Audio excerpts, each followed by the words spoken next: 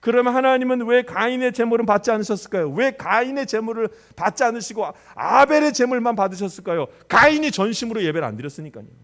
가인이 전심으로 하나님 앞에 예물을 올려드리지 않았으니까 그렇게 된 겁니다. 그걸 어떻게 알았을까요? 가인은 전심으로 드리지 않았고 아벨은 전심으로 드렸다. 그걸 어떻게 알았을까요? 제물의 양으로요? 아니었습니다. 그게 아니었습니다. 그걸 어떻게 알았는가? 예배를 다 드리고 났는데 하나님께서 주시는 복이 다르더라고요. 가인은 그 삶 속에서 하나님이 주시는 복을 누리지 못하고 아벨은 그 복을 누리고 있더라고요. 내가 온전한 예배를 드렸다면 나는 하나님이 주시는 은혜를 누려야만 하는 것입니다. 만약 내가 예배를 드리고 하나님의 은혜를 누리지 못했다면 하나님이 내 예배를 받지 않으신 겁니다. 잘못된 예배를 드린 거예요. 성경에서는 그것을 예물과 관련해서 이야기를 합니다. 제물에 대한 이야기를 합니다.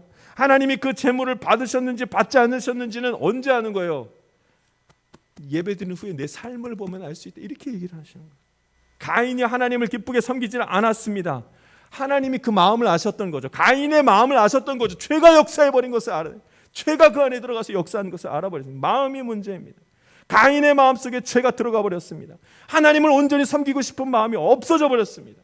아무리 우리가 예배를 드려도 기쁘게 예배드리지 않는 예배는 아무 의미가 없는 겁니다.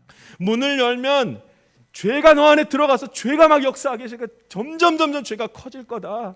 그러니 이때 이런 격정적인 순간에 하나님이 가인에게 뭐라 그러냐면 죄가 너한테로 너를 원하겠지만 너는 죄를 다스릴 수 있다. 선택이 누구한테 있는 거예요? 죄가 나를 선택하는 거예요? 내가 죄를 선택하는 거예요? 내가 죄를 선택하든지 선택하지 않는지는 나에게 달려있다고 하나님이 말씀하시는 거예요. 여러분 죄를 지을까 말까 고민해요 안 해요? 합니다. 우리가 고민합니다. 그때 여러분 나는 하나님의 말씀을 거절할 수도 하나님의 말씀을 아멘으로 받을 수도 선택을 할 수 있다는 것입니다. 그러니까 예수님의 이름을 불러야죠. 죄 지은 다음에 벌어진 일은 눈이 떠졌다는 얘기를 하잖아요. 눈이 밝아졌다는 얘기를 하잖아요. 여러분 놀라운 사실은 예수님의 이름을 부르는 자는 밝아진 나의 눈을 다시 감는 겁니다. 나 안 보겠습니다. 그리고 예수님만 바라보겠습니다. 그러나 예수님의 이름을 부르지 않는 사람은 밝아진 눈을 이용해서 더 죄를 짓겠다고 나아가는 것입니다. 가인 때보다 77배나 죄의 열매가 더 많이 맺혔을 그때에 문명이 발달해서 너무나 행복하고 잘 살고 있는 그때에 하나님과 멀어져서 하나님의 이름을 부르지도 않을 그때에 여호와의 이름을 부른 자가 있었습니다. 그 사람이 누구냐면 아담의 손자 에노스. 인간은 여전히 죄를 다스릴 수 있는 능력이 있습니다. 이 얘기를 합니다. 어떻게 할 때요? 여호와의 이름을 부를 때. 할렐루야.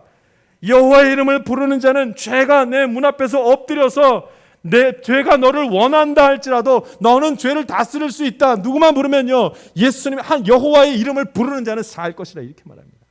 그러나 이 죄의 역사는 이기지 못하는 것이 아닙니다. 매번 이길 수는 없으나 아주 지지 않을 수 있는 방법이 있습니다. 여호와의 이름을 부르는 자, 예수 그리스도의 이름을 부르는 자는 사는 역사, 회복의 역사를 하나님이 반드시 허락하실 것입니다.